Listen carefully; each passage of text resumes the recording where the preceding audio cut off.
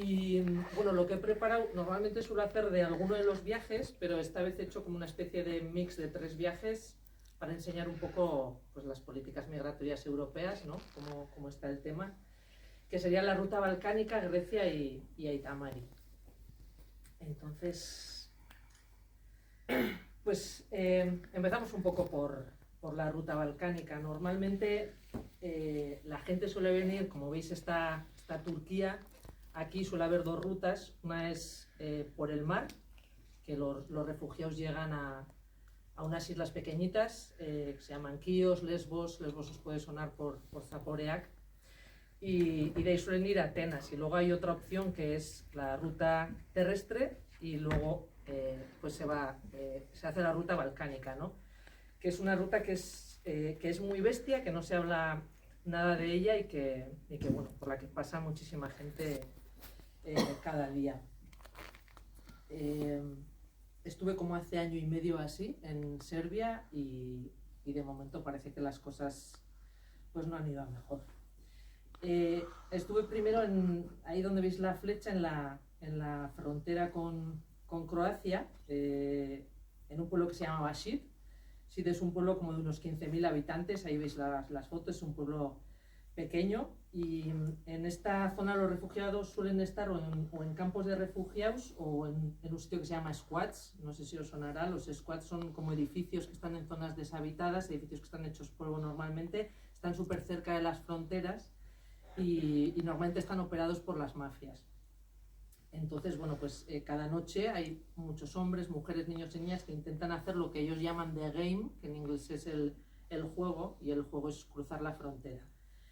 Y recordar, ¿no? ¿Por qué lo hacen así? Porque estas personas no tienen visados. Nosotros tenemos visados y podemos viajar a donde nos dé la gana, ¿no? A Guinea-Bissau o a Sudáfrica, donde queramos. Ellos no pueden, con lo cual tienen que hacer esto, ¿no? Y además, bueno, les criminalizamos y decimos que son inmigración ilegal. Estas 2 fotos que veis, este es uno de los campos de refugiados que se llama Principovac. Tanto los campos como los squats, siempre, esto pasa en todos los países, siempre están lejos de las ciudades. En este caso a mí lo que más me impresionó fue que si veis en la foto de la derecha, ahí hay como el típico peaje que podemos ver en cualquier sitio, y ese peaje, justo detrás de ese peaje es la frontera. Entonces estos chavales que están en la foto estaban ahí sentados, no tenían nada donde ir y solían ver pasar los coches como pasaban los coches con total tranquilidad, y pasaban la frontera y ellos no podían pasar, ¿no? Entonces lo que solían hacer normalmente era llamar a un taxi, ir en dirección contraria para que les llevara hasta un sitio de la frontera donde iban a cruzar de noche de manera ilegal. Y cruzar de manera ilegal supone unos 2.500 euros, según me contaron en ese momento. La mayoría de la gente que había aquí eran afganos, chavales súper jóvenes, que, bueno, todos sabemos de qué escapan, ¿no? De los talibanes, y a pesar de todo no tienen visados para venir, se tienen que jugar la vida en caminos que duran 1 o 2 años, las rutas.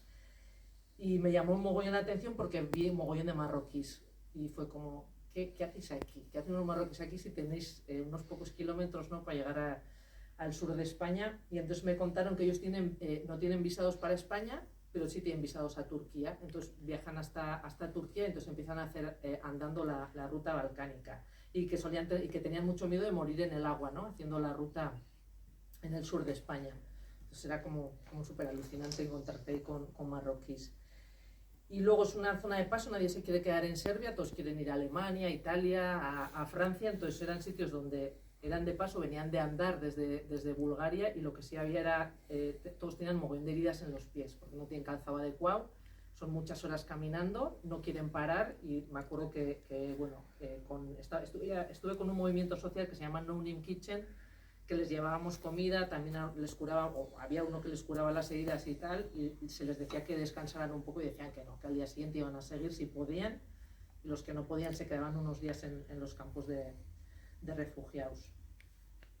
Estas son algunas fotos de las heridas, también una foto de los cafés que les dábamos y demás.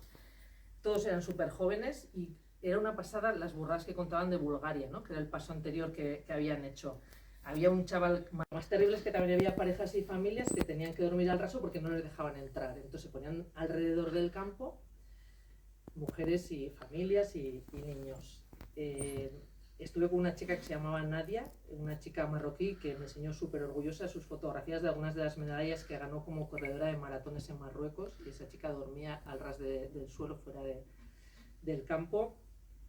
Había una familia de sirios que el hombre se llamaba Bilal y me impresionó mucho, tenía la mirada perdida, era como muy difícil hablar con él, y tenía 4 hijos. No les hacía ni caso a los pobres hijos, pero el hombre estaba como muy desesperado ya, ¿no? Entonces, bueno, tuve la oportunidad de hablar con la mujer y me contó que habían intentado ya cruzar la frontera, pero que era súper difícil con los niños porque había un momento en el que tenían que empezar a correr y los niños eran muy pequeños, entonces la policía les pillaba. Y parte de la familia sí que había conseguido, parte de otra familia que habían viajado con ellos, habían conseguido llegar a Hungría, y ella lo único que pedía era tener una vida en paz en Alemania. Era lo único que quería. Y dormían entre muchísima basura, porque en los campos de refugios fuera, a los alrededores, se acumula siempre mucha basura y por supuesto ahí no hay servicios de ningún tipo. Y se tapaban con cartones, ¿no? Y cuando ves a los niños en esa situación, estás un rato jugando con ellos a la tarde y ves que son críos como los de aquí, ¿no? Que pueden estar en el Parque del Chasú, piensas mucho en ellos, ¿no? Y qué parte de su vida se ha cortado, ¿no? Se ha parado ahí en medio de Europa. Y bueno, pues nosotros les llevábamos, como veis, les llevábamos cargadores, les llevábamos té. Esos 2 niños que veis ahí son 2 de los hijos. Y luego había una cosa que siempre hay negocios alrededor de estas situaciones tan heavies, y los coches esos eran taxistas que iban ahí, les inflaban los precios, o sea, les cobraban como 4 veces más que a la gente de Serbia, ¿no? Argumentando que si la policía les pillaba, les iban a acusar de tráfico de personas, que es verdad, eso te puede pasar. Entonces les inflaban los precios para llevarles hasta las fronteras donde estaban las mafias. Entonces ellos también, pues participaban, ¿no? De ese negocio, sabían dónde estaban las mafias, dónde llevarles. Súper poco amigables, por cierto, era como que estaban ahí como de mala gana, pero sacaban su dinero. Y bueno, los refugios no están nada bien vistos en Serbia, ni las personas que estábamos ahí estábamos bien vistas en estos pueblos. Y bueno, es verdad que sobre todo alrededor de los squats había situaciones de violencia, y eso crea inseguridad, y por ese lado, bueno, pues se puede entender un poco. A la derecha es la familia que os he hablado, la familia siria. La madre tenía la pierna mal y bueno, pues una persona le atendió un poco. Y luego uno de los niños había hecho ese dibujo, uno de los hijos. Es un dibujo súper recurrente porque es de la policía serbia, que de vez en cuando aparece en los campos y en los squats, entran de forma súper violenta, si pueden les quitan de todo, si pueden pegan a la gente. Hay un rollo de violencia como muy cañera en los campos y en los squats. Entonces los niños dibujan de forma súper recurrente a la policía llegando a los campos. Y bueno, lo que pasó cuando yo estuve allá fue que un día nos llamaron unos refugiados, íbamos a ir a uno de los squats, nos llamaron y nos dijeron que no fuéramos porque había habido un tiroteo y habían muerto 3 personas. Dicen que era una lucha entre mafias sirias y afganas para controlar el territorio, y entonces todo cambió, pero además como de forma muy increíble. El campamento oficial fue desalojado a la fuerza. Recuerdo que me escribió un chico, porque al final te pasan las cuentas de Instagram, los teléfonos, y me escribió un chico contándome que la policía estaba pegando tiros, que pasó 3 horas y media en medio de un bosque alrededor del campo de refugiados de hombres que os he contado, sin moverse, en una zona de hierbas altas. A muchas personas les obligaron a firmar un documento legal que estaba redactado en serbio, con lo cual no lo entendían, y ese documento decía que su presencia era ilegal y que se justificaba la detención indefinida en campamentos y en prisiones. O sea, ellos tuvieron que firmar: es verdad, somos ilegales y podéis detenernos, con lo cual les metieron a Moguén en cárceles al sur, muy cerca de Bulgaria, y a muchos también los deportaron directamente. O sea, era tremendo. Aquí también había un par de chavales jóvenes de 18 y 19 años que fue como chapó que vengáis al barco, ¿no? Pudiendo estar de vacaciones, y además trabajaron de manera increíble. Las misiones, para que os hagáis una idea, duran como 1 mes y medio, porque todo el mundo dice: oye, ¿vas a volver a Itamar? Y hostia, necesito 1 mes y medio de mi vida para ir. Es como muy difícil, porque se hacen entrenamientos. Nosotros hicimos 2 semanas de entrenamientos súper cañeros en pasajes, porque luego te hacen inspecciones además del barco, hay que limpiar el barco, hay que preparar el barco, hay que meter toda la comida, que es mogollón. Bueno, hay una preparación de la leche, pero los entrenamientos son súper importantes porque según cada patera hay que acercarse de una forma distinta. También como curiosidad, Aitamari nunca se acerca a las pateras porque es muy peligroso. Tiene 2 lanchas, que una es la que veis aquí arriba, que se llaman la Donosti Lanesca, y entonces nos acercamos con estos Zodiacs para ir rescatando a la gente, ¿no? Entonces, Aitamari siempre va al mismo sitio, a las costas de Túnez y de Libia, que es donde hay muchísima gente esperando para llegar a Europa. Y entre otras anécdotas que jamás no podíamos decir, era la palabra Titanic. También nos tiraban por la borda si decíamos, porque entendían que iba a pasar algo gordísimo en el viaje o en el rescate. No se podía meter ningún paraguas. Vino un día la cúpula absoluta del PNV de visita y llovía mogollón. Y había que bajar unas escaleras largas, porque entonces estaba la mar baja y que no podéis meter los paraguas. Entonces veías a todos bajando, chirriando, o sea, toda la cúpula del PNV. Ahí hubo una parte un poco divertida, pero sí prohibidos los paraguas dentro.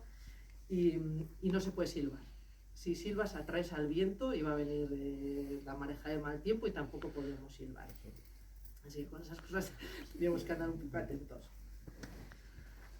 Los sitios de donde salen, donde suele estar Aitamari, que son Libia y Túnez, son 2 infiernos. O sea, es terrible. Túnez es como que no parece, ¿no? Libia igual todos nos suena, guerra civil y demás, pero Túnez también es tremendo, porque en febrero de 2023 Túnez, con una crisis económica increíble, el presidente hizo un discurso súper racista, entonces echó la culpa a todos los migrantes y refugiados, y habló de la teoría del reemplazo, la teoría de Hitler, según la cual, ¿no?, decía que existe un plan para sustituir a la población, en este caso la población de Túnez, a través de la inmigración, en especial de las personas negras.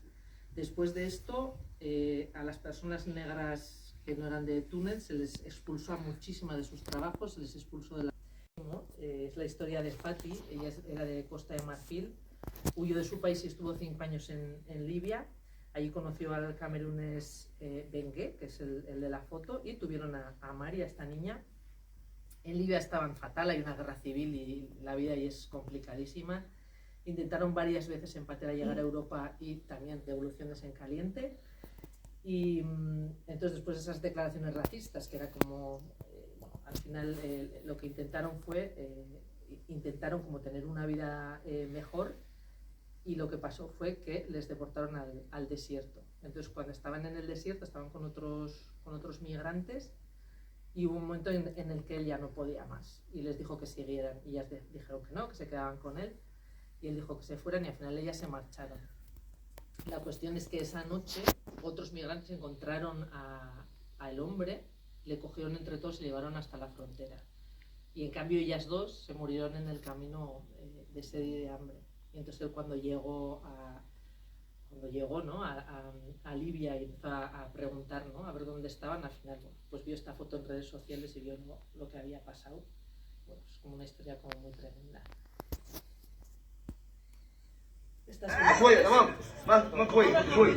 Omar lloraba todas las noches acordándose de su mamá.